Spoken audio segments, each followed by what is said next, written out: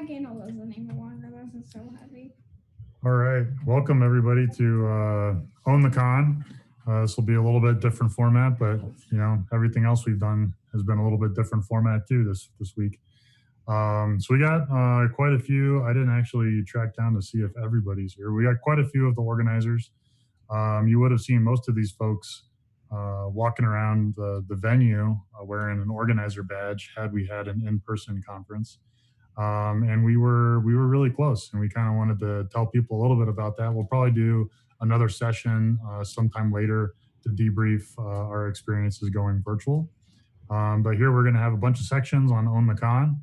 You can see a bunch of folks along the side, I think. Yes, looks like it. Dan's working on it. I'm working on it. And but you can also see them on the website. If you go to About, you got a bunch of little graphics that look somewhat like us. And before we get too far into anything else, it's quite important that we thank the sponsors that have helped us get to where we are. They were helping us have a successful in-person conference. It's a very required component of making KernelCon happen, and also very helpful in helping us make the transition to virtual. There are a lot of pieces that just would not have been possible not for the help of our sponsors, both financially and in some cases with other aspects. So Guy Point and Checkpoint at the top at Platinum. And then as we go down further through Gold and Silver and Tin, we got the First National Bank, FNTS, SecureWorks, ConAgra, Secure Sky, and Splunk in the CTF category, I believe. Adam will probably talk a little bit about that more later. Cirrus and Contrast in a 10. And then in one way or another contributing to the conference, Forefront 17, Union Bank and Trust. NARI was around in several different ways, all the way from training to one of our first virtual village experiences. Perspecta, No Starch had some prizes in here. Tool was here to do a lockpicking village, but we still got a presentation from a Tool member. And the mental health hackers are here, have been here all weekend, but they're also here tonight for a session. So huge thanks, pause for applause. If we would have had just, one more hour than we did to prepare for this, maybe we'd have like an applause track or something that we could play here. But we're getting things done kind of just in time for this conference. So last year we had Origin Story. And I thought it was worth for the folks that didn't make it last year or didn't remember. But much like the DerbyCon start, our story was a handful of us meeting at a bar, talking about tech and security stuff, and at a meeting at a pizza place. And then we started a DEF CON group, and then we started a conference. And we had some intuition that we thought it would work from some history in Omaha, but it was time for our region to get its own security con. And KernelCon 1 happened, and we and some others thought it happened well enough that we should probably do another one. So we spent a lot of time over the past year planning a great KernelCon 2 conference. And one of the things that we were grappling with last year was how much content should we do 2 tracks, should we do 2 days? And the questions that we grappled with and then solved for last year made with KernelCon 1 the success it was, and then also informed what we wanted to do for KernelCon 2. So then we started planning our second conference, and we're like, let's thoughtfully add more, but we don't want to overextend ourselves. We know that there's only 13 of us. We only have so much experience with this. Let's not overextend. And so for 2019, we thought of lots of things we were going to add. I'm not enumerating them here because we sort of have conscious thought for what we want to do in the future as well. But the things that we settled in on were training. We wanted to do pre-conference training.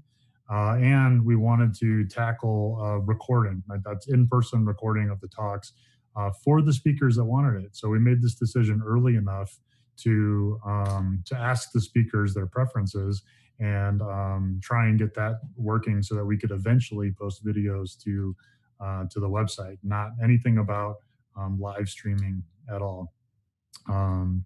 But otherwise, we thought that we'd roughly do this year similar to last year. We just need the hotel space for twice as long, so that part was going to cost twice as much.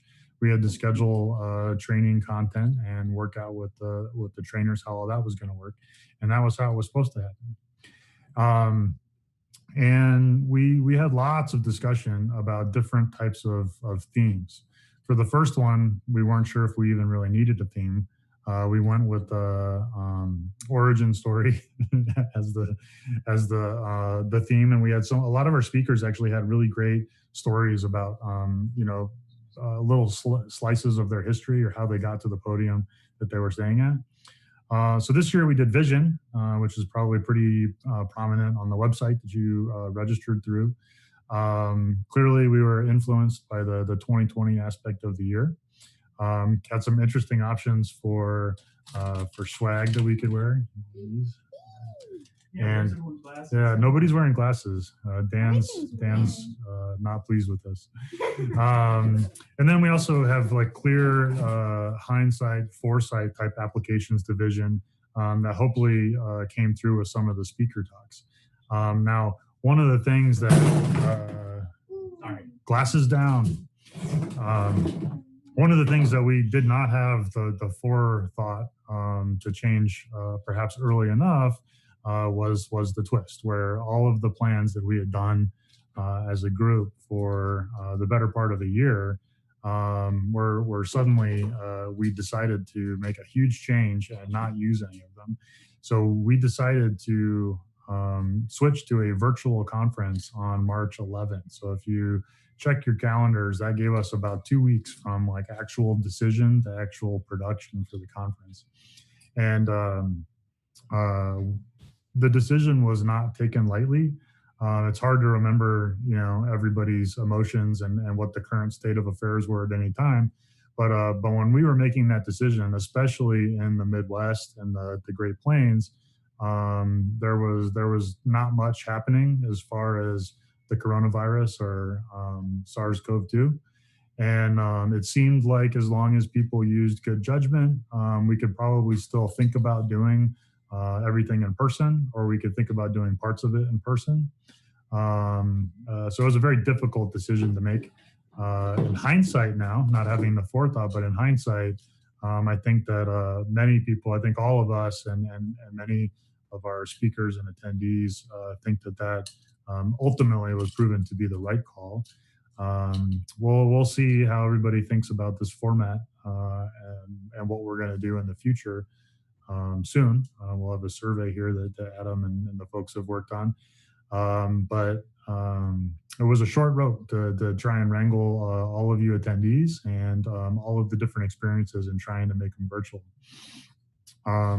So Omaha's second HackerCon, I don't know if people remember, but last year when we did the Own the Con, we said there were about 340 people. Upon looking back, I think it was closer to 370 people at KernelCon 1. That same measurement is difficult to do in this format. So we have a couple of different numbers to throw at you, but it's unclear how well that maps to the 360 some people that were here last year. We had over 400 people register, but of course registration doesn't translate to interaction. So there's not really a great way to measure how many of those folks actually showed up. We think we had well over 200 people watching some of the streams.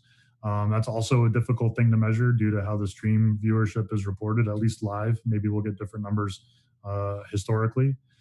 We did send out, Dan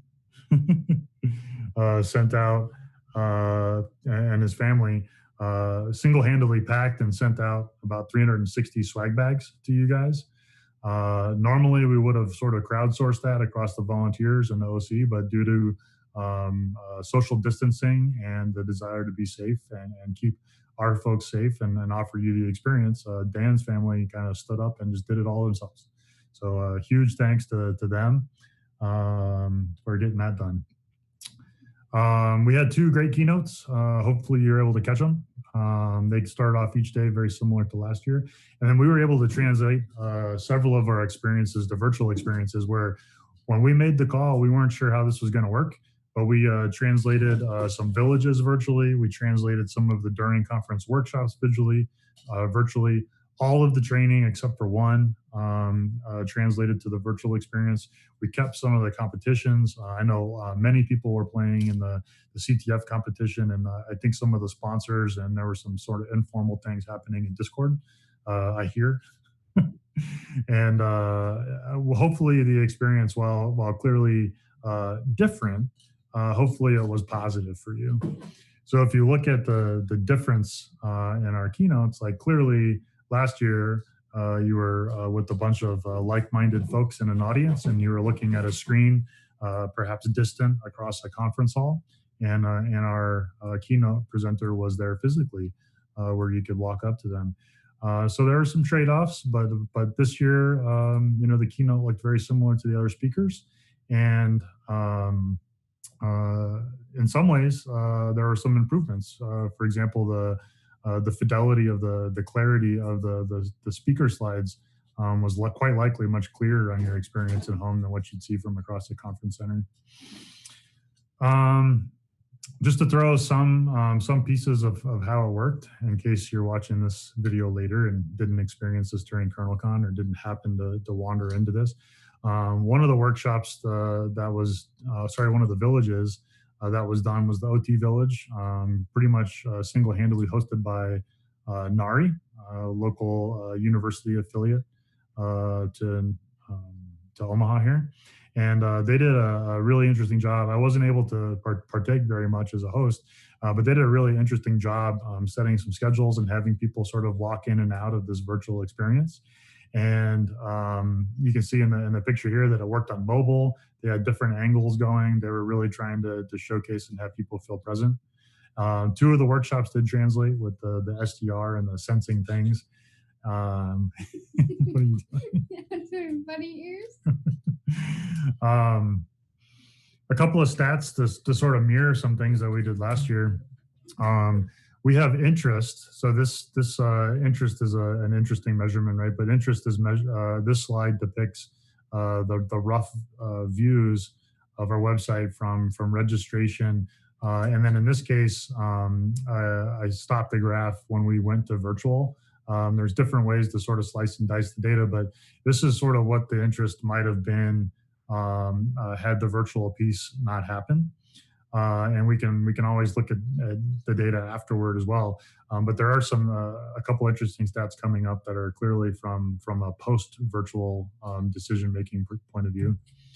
If we look at registration and kind of flip back and forth, and you can see that actually our registration mirrors pretty well. And this one does include the entire time period from registration until the current conference. And we do have a bunch of remote attendees. Now, for those of you that know how geo IP location services work, some of those are quite likely false positives, especially in the center of the two-dimensional map around Africa and around the middle.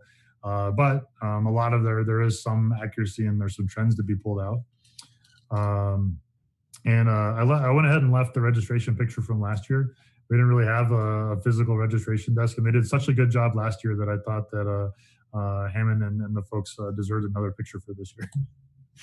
But if you look at viewing, which again, I think I mentioned a minute ago, I'm not sure how well I trust a lot of the live data that was coming from our streaming service. But there were definitely remote folks attending KernelCon that probably would not have been attending otherwise. And this was also evident in the training. Probably should have had Jerry submit some training slides for this, but the training went really well. We did all the training virtually. Most people used Zoom for that, but we did use a variety of technologies like GoToWebinar, and I think GoToTrainings was one of them. Okay, get over here.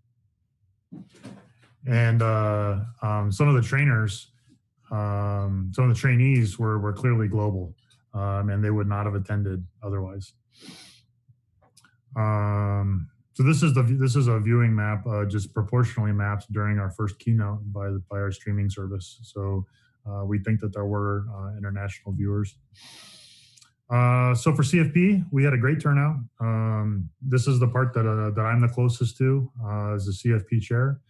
We had a lot of great submissions. I think a lot of people also kind of opened their minds for next year and got some sort of follow-on talk or some novel talk ideas. So we'd love to have your submissions next year.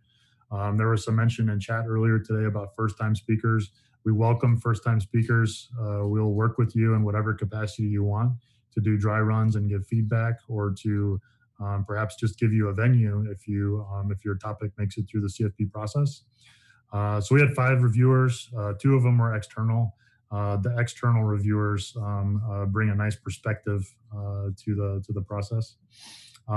We informed our process. We asked our speakers about recording, and many were open to being recorded. In 2019, we didn't record at all, and that was a conscious decision. About 1 in 8, though, preferred no video. So our plan was to remove the cameras during a block of one of the days so that they were not recorded. Of those, though, several of them made the transition to virtual with us, and a few didn't, and we'd welcome them back this year, and we respect their desires to either maintain their data not being broadcast onto the internet, or to have that interactive experience that they wanted, interacting with people during their talk. Now, going a little bit into some of our lessons, I don't know that we've learned a lot. I don't know if any of it's settled in the past couple of weeks. But one of the things that we learned quickly from ourselves, and also from the Wild West Hackin' Fest and the Black Hills InfoSec folks that ran Wild West Hackin' Fest San Diego, they said that you need a good camera, but you need a great mic. And the deal is, if you can't hear people, it's really hard to present. If you can't see somebody, you can still present with the slides. You can sort of be fuzzy in the corner, but being able to present requires good audio.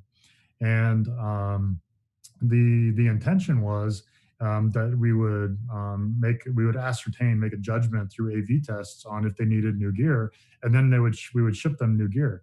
The problem was that in our 2-week planning period, we took several days to do technology testing and evaluation and pick our platforms.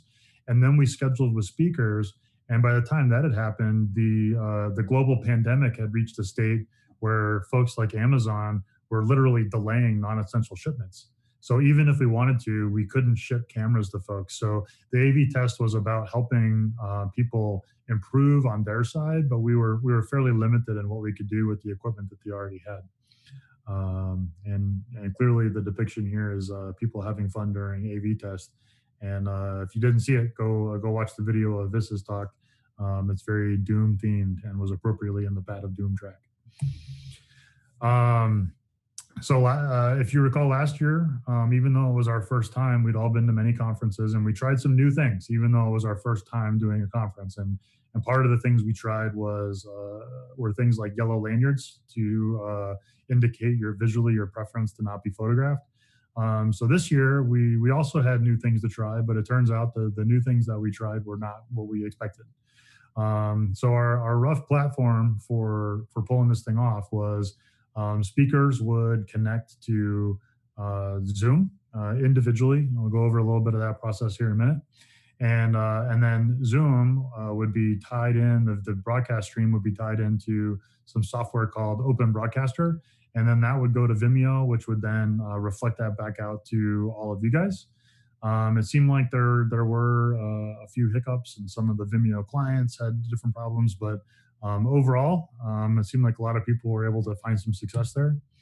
There's clearly some different pieces that could happen. Right now, we have this huge pipeline that happens between what the speaker says and when it actually gets to the audience's ears. We could have internet connection problems all along the way, and we have different types of feedback in different places, and we trust and have different fidelity at different types of feedback. We tried to monitor that as close as we could, and there's probably some things that we might do differently if we were to do this again, or if we have to do this again in the future.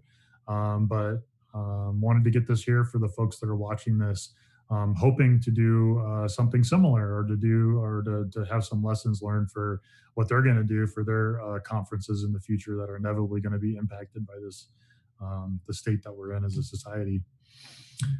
So a process that actually evolved clear up to being during the conference was that we had dedicated speaker wranglers. I don't know if who's on the screen. One of them is clearly on the screen, but Wasey and Jerry did a fantastic job wrangling speakers, getting them ready ahead of their talk slot, and enabling us to have relatively timely transitions between our talks. The speakers were all clearly very copacetic and willing to work with our process and trying to make it happen. So the speakers, some of them had to learn this technology from scratch. Some of them were more familiar, but we got them set up and tested, and then got them set up and ready to go live in their own Zoom rooms.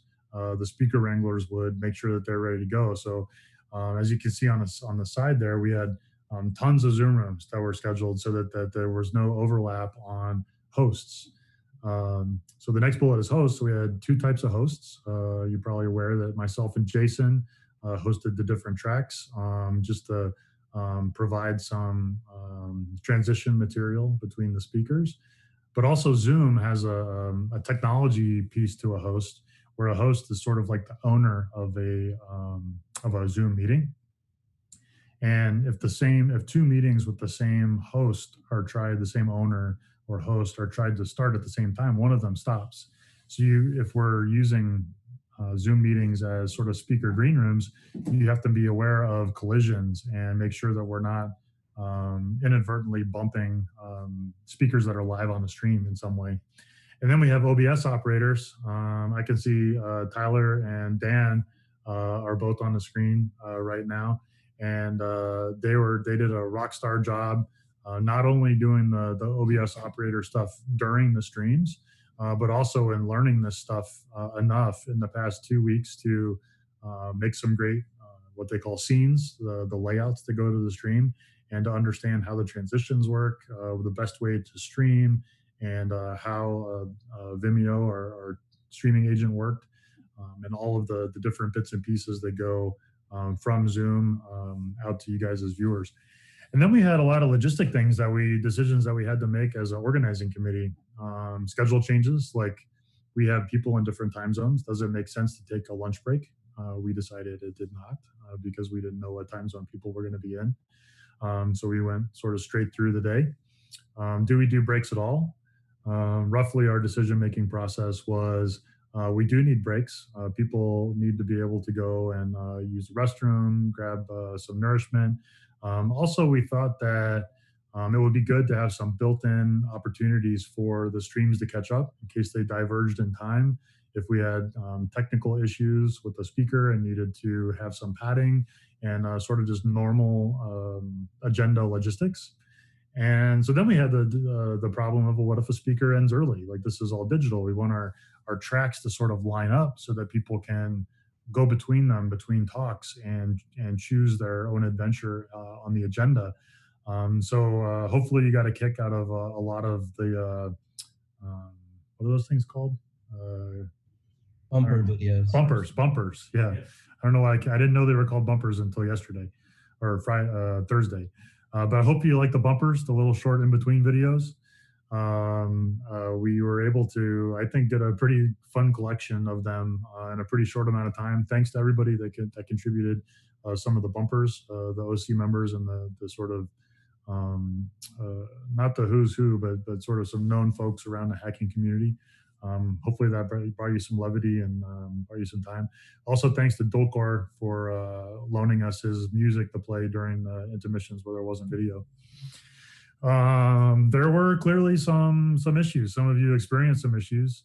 Like, nobody likes to log into their streaming service and see, oh, there are no things set up for streaming right now, and see something weird happen, kind of error messages at the bottom. Like, that's not fun to see when you're in the middle of a weekend. And it's also fun to sort of discover some errors in the streaming service and then actually be awarded a bug bounty, like during the weekend, which actually happened. But that's also not fun when you're using them to stream your entire conference to all your attendees. So there's definitely some learning curves, and there's just some results of the technology choices that you make. Some other things due to timing. We were so late in the game. not late in the game, we're so late in the decision making process, so close to the conference that now we have things like "Don't take picture of me" lanyards that say KernelCon 2020 on them that we elected to not ship to you guys because we didn't know like what are the ramifications of our own photo policy if you guys wear yellow ones and then get on the screen as speakers and at these workshops and things. Clearly, if you've decided to turn your camera on, you must be aware that you could be photographed. But we just elected not to ship you to these. So now we have hundreds of these yellow lanyards. If you come to KernelCon 2021, don't be shocked if you get a KernelCon 2020 lanyard for the no picture lanyard. We had students. This is something that might have been neglected a little bit more during the conference than it would have been if it was in person. We did support several students with registration. I know that some of them tuned in. I don't know how many. We would have tracked it and tried to facilitate our student population a little bit better in person, but we didn't send out hacker education kits. The logistics of that with the late packing and Dan's family facilitating all the packing kind of made that a challenging process. But hopefully the students that we did award those scholarships to, which effectively became virtual admission and swag, hopefully they got some value out of that. We'll come back strong with the student program next year, hopefully with the travel and the hotel and the education kit. Speaker slides. One of the big things that we did wrong last year is we didn't plan well for collection of speaker slides. This year, we had an awesome plan for collecting speaker slides in the speaker rooms, but then we went 100% remote. And you might have seen some chatter today. Some speakers are like, "Where should I put my slides?" And like, we don't have that ready. So hopefully this doesn't become a perennial thing. But much like last year, we'll hunt them down. We'll try to get them up on the website. The 2019 website, if you're not familiar, it's archived as a subdomain, so you can go to our 2019 website, the same as it was last year for posterity. Has the slides that we were able to track down right there in the agenda, and it'll just show up kind of right next to the name. We'll announce it on Twitter. It'll end up on the website. All right, and for this, I'm going to stop for a little bit and hand it over to Tyler and ScotchSec. I don't know which names I should use. ScotchSec and ZonkSec. Hey, can you hear me? Yes. Yeah, so Aaron and I worked on the badge last year. We had the help of Jerry last year as well, but Jerry kind of took over training this year, so Aaron and I went on. If you sat in Aaron and I's talk that was just right before this, you got a pretty good feeling for how crazy it was in light of all the COVID-19 type stuff. But anyways, here's some of the stats. So we went through about 4 different badge prototypes. So fixing various bugs along the way. And what it seems weird, but we would rather had a few more, but towards the end there, it was so difficult to get them back in time that we just couldn't. So we kind of had to roll the dice in a few different areas. 6 badge types. So for hacker, speaker, organizer, eternal kernel, instructor. Am I missing any? Organizer? I don't know. So the badges get made in panels just for efficiency reasons. And so we had 230 PCB panels manufactured, which results in 1,840 individual badges, and cut that in half because it takes 2 boards of a badge to make it. You know, we're ordering this stuff semi-early, and you don't know how much is going to be wrong, and you don't know how much influx in attendees you're going to have, so you just kind of aim high. 64 pounds of batteries, 8,200 nuts. There's 46 parts per badge. 12 of those are unique, and we went through 2 real prototypes. And in the end, in the end, we only ordered 500 reels. So next slide.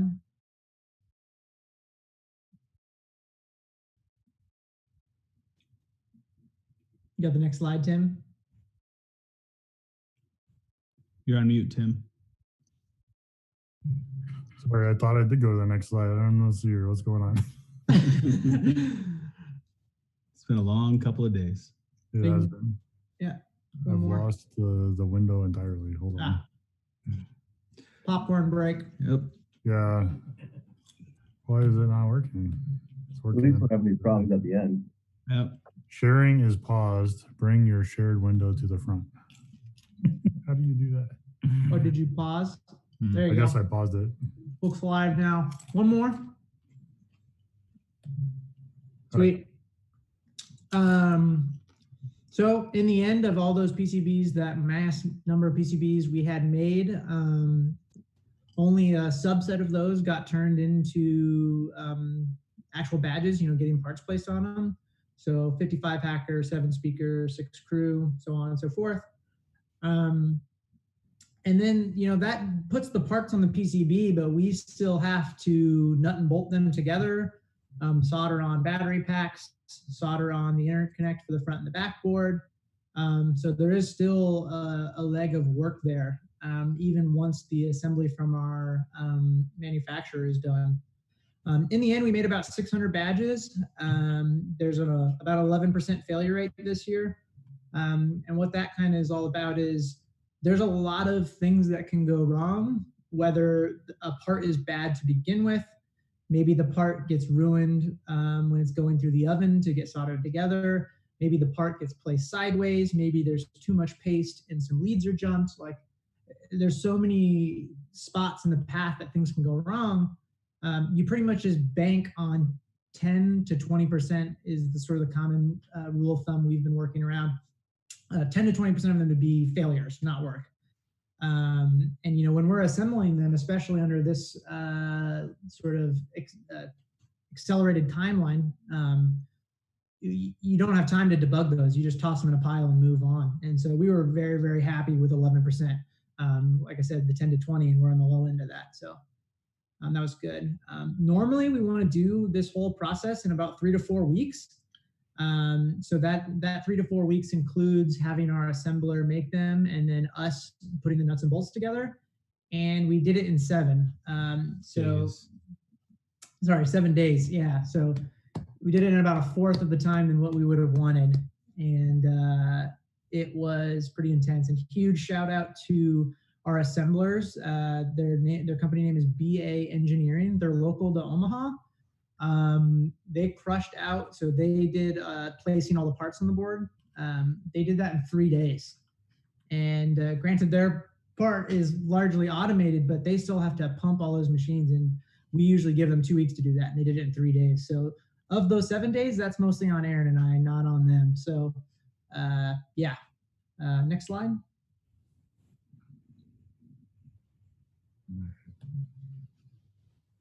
I think that's just it. There's all 6 of them.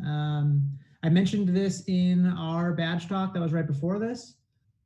If you have any issues with your badge that gets mailed to you, first and foremost, sorry. Secondly, please bring it to KernelCon next year or any other year after that, and bring it to the Hardware Hacking Village, and we will be more than happy to fix it, replace it. That's it. That's all I got. That one's the one that's on right now. Your mic's hot, Tim. Sorry, it's not me, it's Dan. We're going to talk about swag now. Great. Now we're both on, and now I'm camera's dropping. Yeah, swag was fun. We decided to ship everything for the most part. So basically, before the con came up, or when we went virtual, we said we have all this swag that's already ordered. What are we going to do with it? We need to get to the attendees.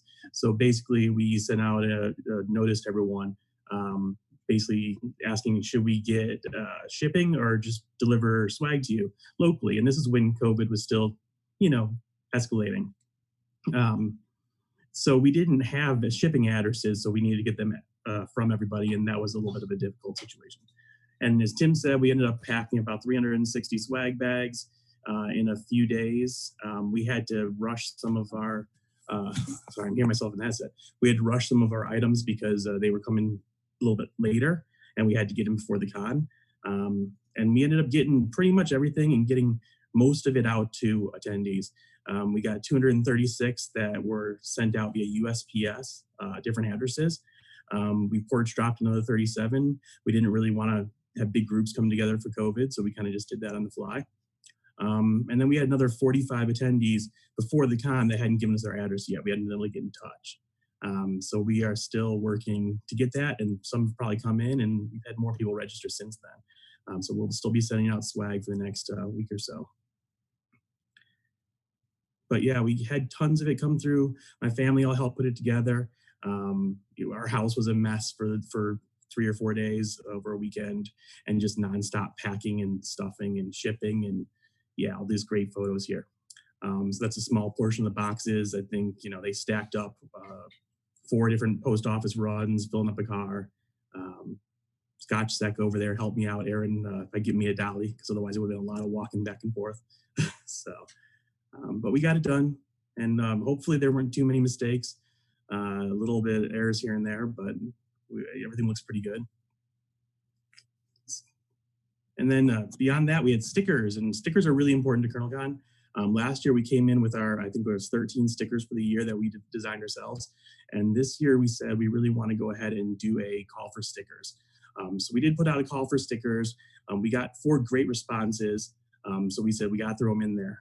Would like to see a lot more. So next year, submit your own sticker designs when we do a call for stickers. We want to see your stickers at the con. All the rest of our stickers, we kind of just threw together ourselves in the fly. And I didn't know that video was going to keep playing. And then, there's one secret sticker related to the CTF that we had to scrap. But, we got a bunch of those, and we'll see what happens. But next year, get us your stickers. We want to see that. And I think, just more pictures of the packaging of stickers. Yes, that's stacks of stickers. And I think on Twitter, I said something like, what does it look like when you have 8,000 hacker stickers? That's kind of what it looks like that come through. So that's a lot of stickers. And I think that's about all. Sticker life is strong at KernelCon. Yes, it is. Wacy wanted to say a couple words about the crew. Like everything else, going virtual with the crew was a change, right? An unexpected change that we did in the last couple weeks. Yeah, thanks, Tim. Thanks, Dan. So go ahead and go to the next slide. Yeah, so this year we had 42 people registered to be a volunteer, to be a part of the KernelCon crew. 27 of those were selected. 13 of those were actual crew veterans from last year. So we really appreciate the community as a whole coming together to want to help out in these conferences. I wish I had better statistics on who was virtual or who was local versus who was national, but I try not to take as much data. So I just want to say thanks to everyone who does volunteer for conferences. It's you that really helps keep the operations going. We even had 2 speakers that were crew this year as well as last year. And all of them are awesome, right? So just hats off to all the crew, even though we didn't get to fully utilize and experience a physical conference this year. I hope that you come back next year to help us continue on KernelCon. Next slide, Tim. So there's just to give you a little bit on what it would have been like if it would have been a physical conference. So what we do for our volunteers is we try to do them in 4-hour shifts. And we also schedule them around any workshops that they may purchase themselves. So we try to do that so they can enjoy the conference as well. Some people end up sticking around and they just, hang around their station for a good amount of time, and hats off to those humans that do that. Really appreciate all of the help. That extends beyond your shift. It's really great to have those people that float around and just see things that need to be done and just take action. Those are great. People like that are just, they're what make our conference continue to be successful. They're also our friends and they're our community, right? So everyone that wants to volunteer, that wants to get active in the conferences, please do so. Reach out to any conferences that you like to go to and ask them how you can help. It's people like you that keep driving these conferences forward. So thanks to everybody who volunteered this year. I hope to see you around next year as well. That's it. Thanks, Tim. I was wondering if that slide was going to move. I moved it, but it didn't pick up in the cloud. So I mean, I guess that's a bit of a spoiler. Like we are clearly planning to have this not be the last KernelCon. You know, there's a lot of unknowns in the world right now, but we hope that we can go back to an in-person conference next year. Will there be a virtual component or something? I don't know. We haven't gotten that far. We're still getting through making this conference a virtual conference right now. But we had fun. Hopefully you guys had some fun. There's not a lot of pictures from sort of around the con, since most of that happened in Discord. We didn't know what people's sharing preferences were with the things that were shared on Discord. But there's lots of different pieces. If anybody wants to jump in, just do the Zoom jump in. It's my turn to talk if you want to narrate over one of these pictures or something. I got 2 sets of pictures.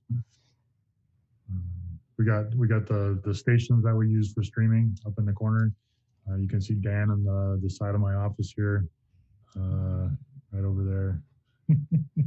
And I did not authorize that photo. I did not authorize. You're not wearing a yellow lanyard. You're one of the 2 people that could be wearing a yellow lanyard because they're right over there. Tyler, his sort of dining room kitchen area was converted to a bit of a studio for the weekend.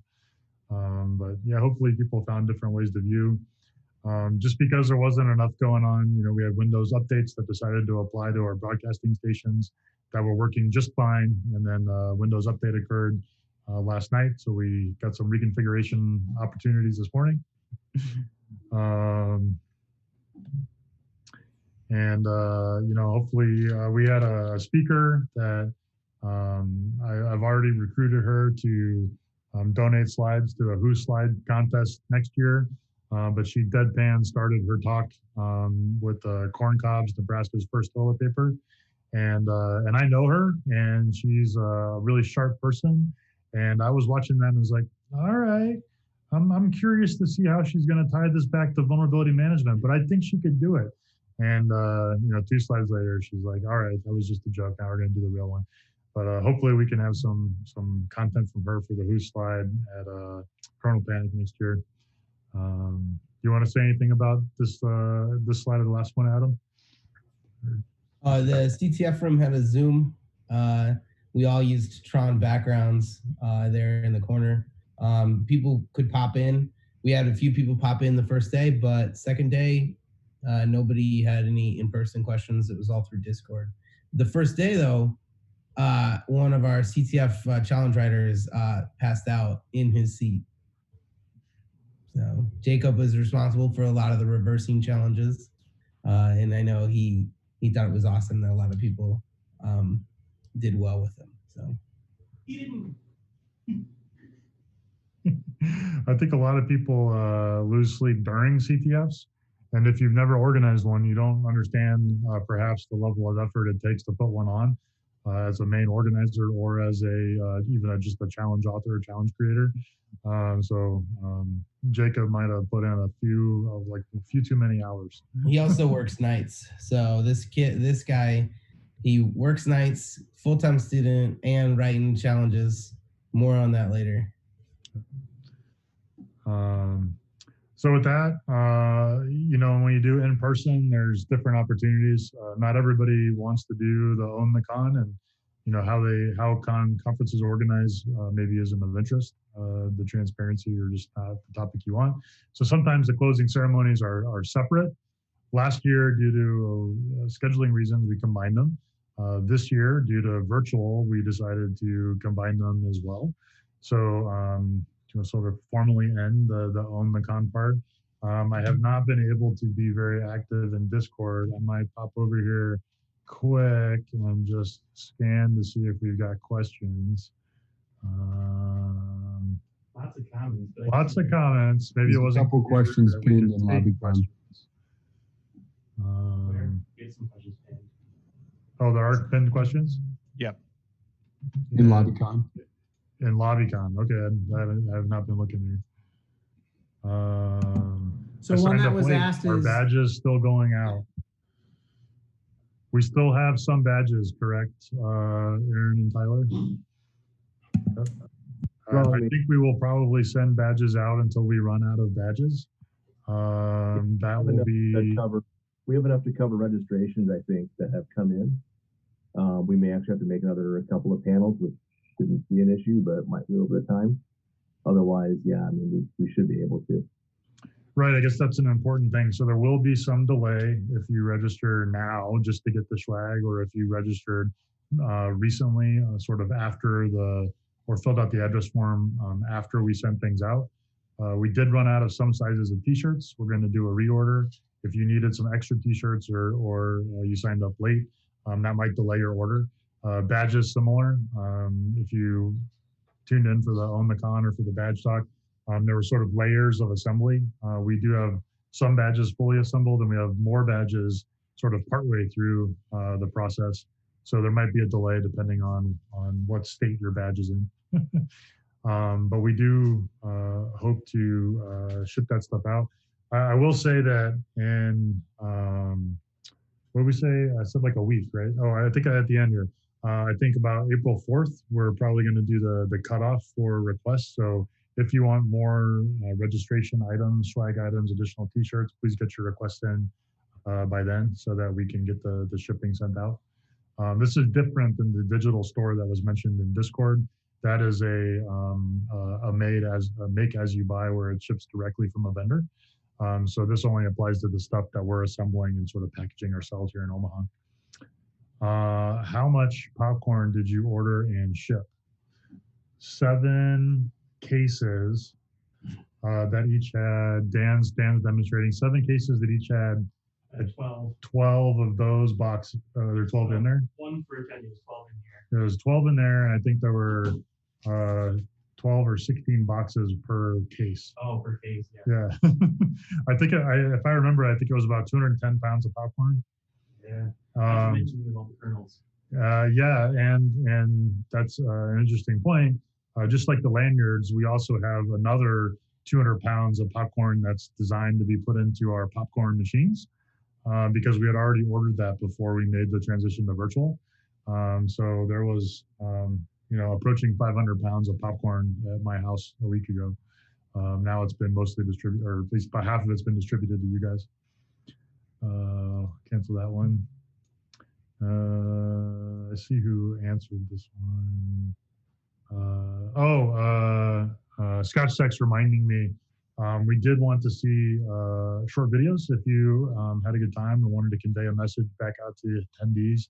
One of the things that's challenging in this environment is you don't get to interact with attendees quite as much. If you took a workshop or jumped into one of the villages or the mental health one later, you can interact video-wise if you choose to with some other attendees, but a lot of our format was more asymmetric this year, and I know that's just a different experience.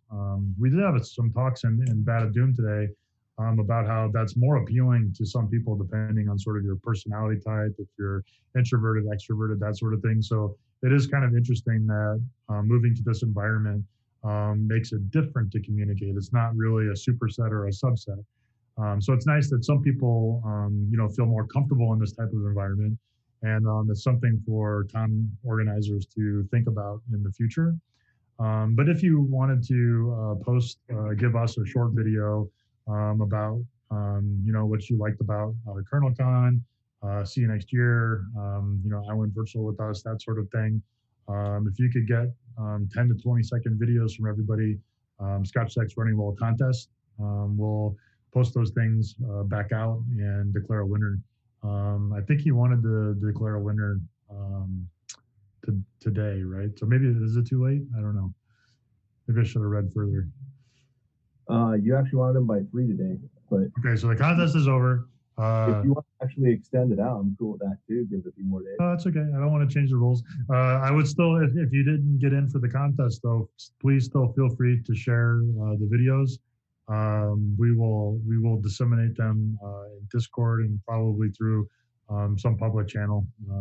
I don't do social media very well, but it'll probably be on Twitter or something in some way. Maybe that's a YouTube sort of thing, probably a YouTube sort of thing. All right, so moving on to the closing ceremonies. If you do have other questions, LobbyCons is as good a place as any. Hopefully one of the organizers will come in. Yes, many thanks to our sponsors. Actually, how about I actually just take some time to flip this over to Jason or Aaron or somebody to run through the start of the closing and the contest and the sponsors. Jason there. Hey, yep. So what are we working on now? You're taking over the slides. All right. I have no idea what they look like. This perfect. is exciting. It's like, whose slide is it? I love it. Whose slide? All right. Yeah. So, and I was just thanking sponsors also in the Discord channel. Seriously, this is not possible without them. Even moving to virtual, we need them. And the way that a lot of them stepped up and helped out in Discord and helped with swag, and just we're very thankful they all stayed with us as we went to virtual. So a big thanks to all of our sponsors. Thank you very much. And anybody who hasn't visited their channel yet, please do. What's the next slide? I'm excited. Oh Lord. I will say, so I'm a host. I'm sure you guys are sick of seeing me, but I was happy to be in that channel and laugh at all the different ones that popped up. That was some fantastic work. In my opinion, all of you are winners. There are a number that I particularly liked, but I have no idea who won. But Aaron, I think are you announcing the winners here? I can do that if needed. Yeah, these are my Aaron slides. Sorry, that was a brief transition to Jason. All right, I'm passing it off to Aaron. No problem. So obviously none of this is rehearsed. So I went ahead and trolled Tim because it was a lot of fun. He got a lot of attention the first day of the con. So I figured, what the hell? I'm kind of known as a troll, in case you're not surprised by that. So first place, we have some racing drone kits. Last year we had a pretty cool workshop, about 4 hours long, where you could build your own racing drone. And we actually had permission from the hotel to fly drones. It was actually in our contract red line to be able to do that. To fly drones around the hotel. So we have some of those. So we'll give one of those away. They're about $200. They're really sweet. Your choice of a Colonel Con hoodie or polo or a quarter zip. And then we have one last $20 No Starch Press gift cert, good for one of their ebooks of $20. So next slide is going to be the first place. I chose these, by the way. So if you don't agree with my choices, well, oh well. I couldn't resist this one. This got probably the best reaction in the LobbyCon chat. So this was excellent. I do like this. Some effort was made to make the Colonel Con wrap correctly, the logo. Yeah, it's true. Also had a great name, the Timmy Tubbies.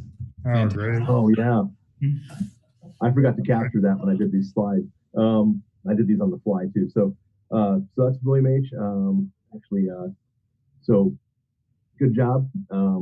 So second place, we have Pokerfish with the Rapunzel beard, or whatever we want to call this at this point.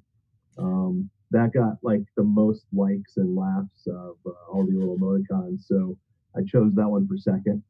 And then third place, this one's creepy, but it went with the corn theme, so I was all for it. JM Hobbs here went ahead and got that No Starch Pressed ebook gift certificate. Sorry, and that's, I think, all I have written down for this one.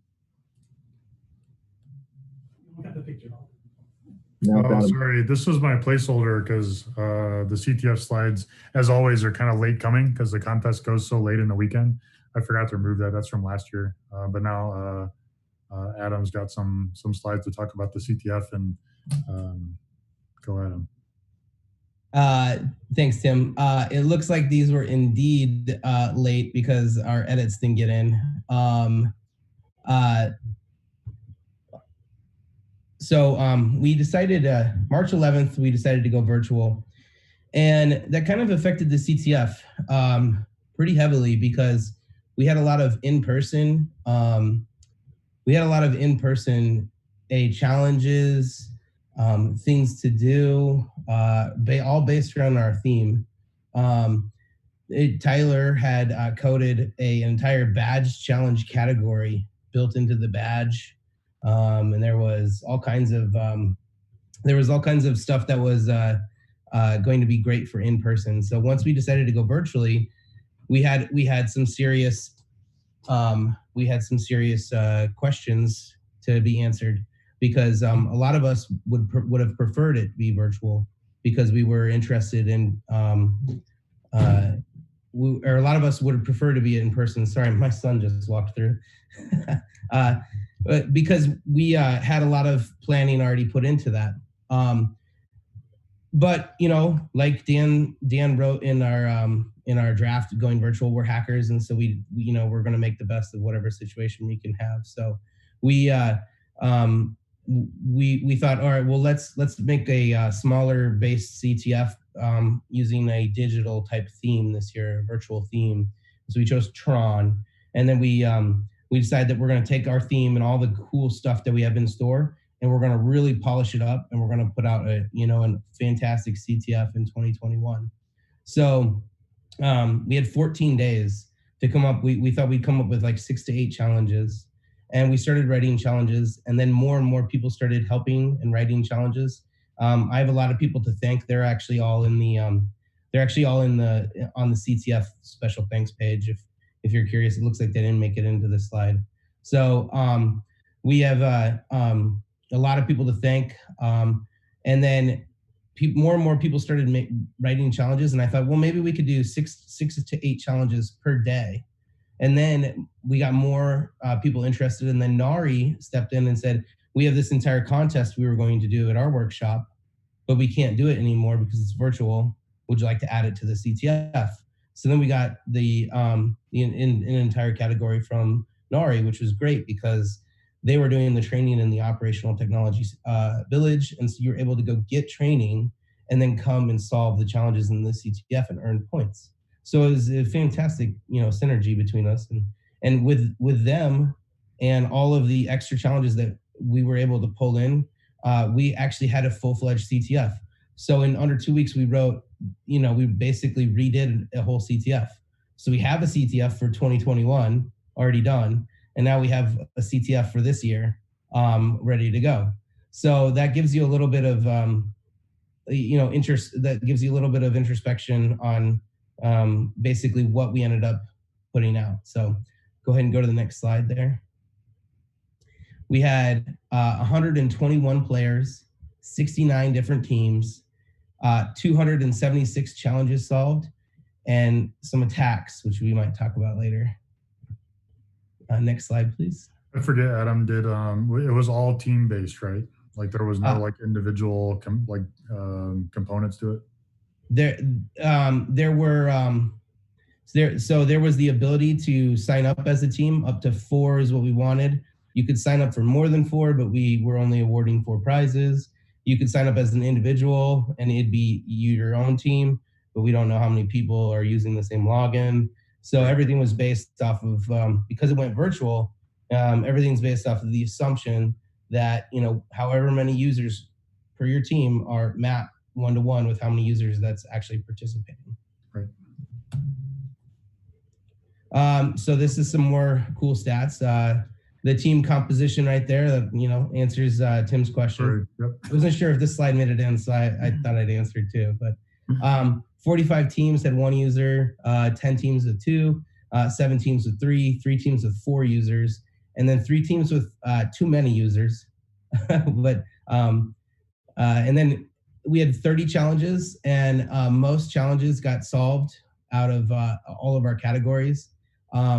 Some of the open source intelligence ones were a little more difficult than I intended, but again, we hid them all like this week. So, and then there was one web one which I think started a support group in Slack or in Discord. So that was pretty interesting. Are they aware that there's a mental health hackers session later tonight? That's a good point, Tim. All you Web 500 support group goers, please make sure to check in today to the mental health village tonight. go ahead and go to the next slide, please. All right, so these are some of the attacks that we had to endure. We were running we built the whole framework too, thanks to Jairus, Rue, Nate Wood, and Ryan Grangenet a long time ago worked with me on building this entire framework. And it's been a long process, but it worked really well. At one point we had some downtime, and it went down, and it was stood back up within like a minute 20, a minute 40 around that time frame. So it was really impressive that we were able to spin it back up, and a lot of that goes to those guys who helped build it. So it was also interesting because we had ops to be able to watch it, and somebody ran Durbuster for 18 hours, for example. We thought that was pretty funny. We'd love to know if they found anything. It was just really interesting that it ran like all night, all the way till the morning when we decided to push an update. There was plenty of NICDO and Nmap scans. There was a GraphQL introspection with users attempting to create their own points, delete challenges before others could solve them, escalate privileges, find hidden flags. Overall, we didn't have to ban any users. Like, we had fail to ban set up, but everything turned out fine. So with the one exception being that I had a Slack bot challenge where you had to find the Slack invite, go to the Slack channel, use the support bot to query and run cross-site scripting attacks on 2 different challenges. Well, because it's not a paid Slack platform, I couldn't have enough access control on the users to prevent them from being able to add and delete bots. And so someone deleted the bot, so I had to just give away those 2 flags. But that was the one negative case out of 30 challenges, so that wasn't too bad. Go ahead and go forward. Okay, great. So now let's talk about the Eternal Kernel winners. First off, I should say just a special thanks to Splunk and Secure Sky for sponsoring this event. Without them, we wouldn't have been able to put this on or even context switch to this new online-only CTF. For a while there, the DEF CON qualifiers were scheduled against us, but they actually postponed theirs. So we were able to hopefully get some more attendance, which was really awesome. This year we have a new team. We almost had repeat champions, but this year we had a new team who just snuck in barely at the end. The Cyber Janitorial Security Services, which is a great name. It's actually made up with people from New Mexico and Idaho, who someone from New Mexico, I believe is Owen, came here last year to speak as a speaker, and he was able to bring people back in, and they ended up winning. So that was really awesome. They won the Eternal Kernel badge. They also won a network implant kit from Hack5 and a signed copy of the Binary Analysis Cookbook by Michael Bourne, who wrote some of those reversing challenges that people were having fun with. So as you know, one of KernelCon's things that we like to do is, of course, recognize the winners, but we also put in prizes for all of the contestants who solved at least 5 challenges. So virtually, this doesn't really work with me running a bunch of spinners. Nate actually uploaded all of the users except for these 4 winners to a Tim's showing off some of the prizes to a random site generator, and he ran it and picked out 10 winners. And then I just took the 10 prizes we had and just mapped them 1-to-1. The first prize we had went to the person who got selected first, all the way down. And the next slide has our 10 winners. If you could do that, Tim. No, it doesn't. Okay. Our 10 winners. This is so funny. Okay, our 10 winners. I'm going to announce the winners right now. These are your handles on the CTF site. Now, if I announce you've won, make sure to private message me on Discord, and we'll get shipping and everything arranged. I do have a way to verify you, but your username on our CTF site didn't have to be the same as it didn't have to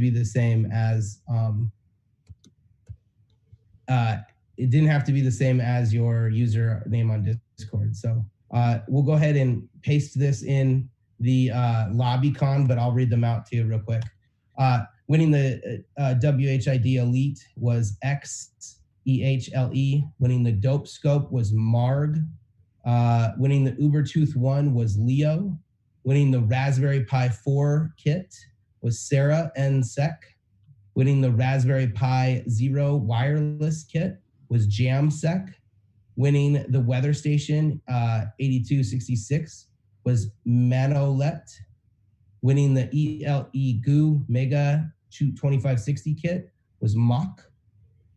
Pixie 2 Smart Vision sensor was Heller. OMG micro to USB-A, the OMG cable, was JM Hobbs, who I saw once the corn contest for the Photoshop. And then the OMG cable, USB-C to USB-A cable, the winner was ZLZ, who was a speaker this year. So yeah, thank you, Tim. So those are this year's winners. Congrats to them. Private message me on Discord. We'll get shipping addresses and drop off all worked out. So the CTF was a ton of fun this year. It went off without a hitch. Next year we have all year to polish up next year, and we're really excited to bring you next year's content. Let me know if you won. So thanks, Tim. Thanks to the organizers.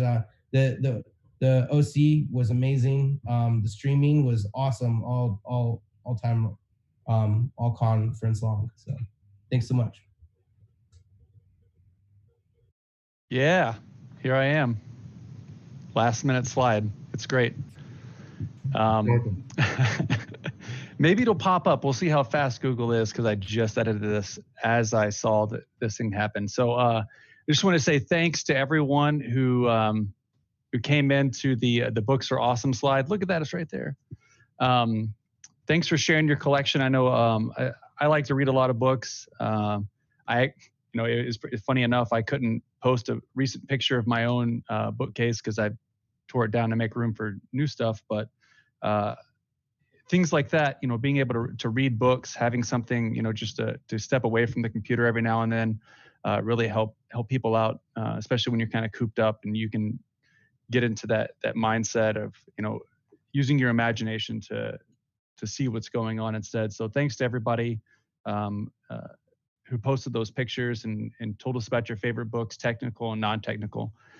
So the winners that were picked, after I took all the pictures and put them in Drive and we all kind of looked at them, were 0x Kale, or Kail, however you say that. So congrats to you. That was a great picture. I really liked that there was a dog in it. I think that really helped out. And then Tony Bernard also. If you didn't also watch his talk, it was great. Great job, Tony. And then JC77. So thanks everyone for doing that, for sharing some of your office experience, your home experience with everyone else. It really helps us come together as a community. I'm going to post this information inside Discord and try to reach out to you private message as well. And we'll do what we can to get you those $20 No Starch Press vouchers. Thanks.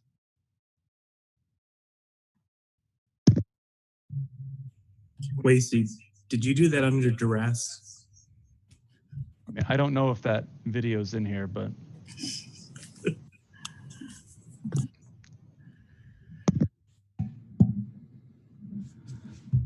All right. Are you going to announce that? No? Okay.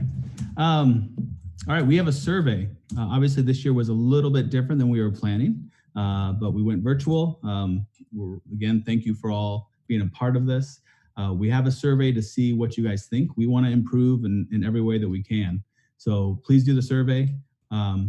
And you can also email any feedback to feedback@kernelcon.org, or on Discord. If you find somebody who's yellow or green, you can ping them. As it says, this is less ideal. We prefer the email or through the survey. If you have an address form so you can get all the swag, there is a deadline. So get that filled out by April 4th and we'll ship you all the stuff. And we want to hear what you think, how we did, what we can improve upon. So whatever works best for you, let us know.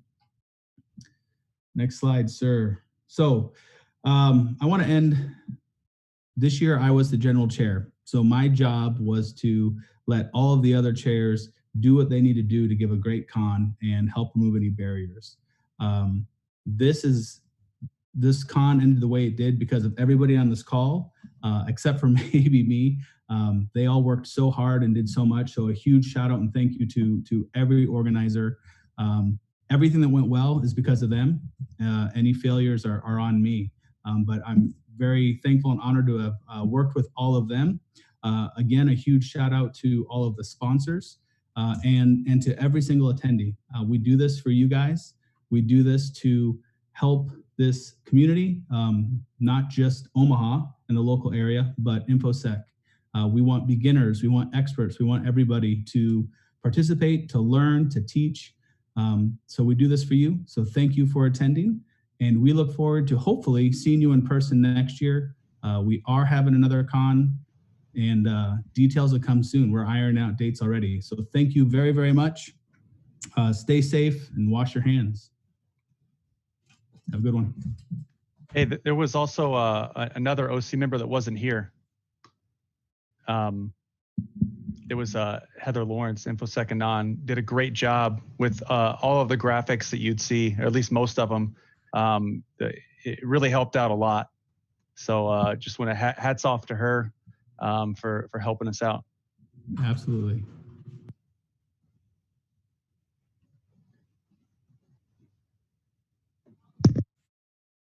See you next year. Thanks, everybody. Thanks a lot. Thanks, everyone. See you next year.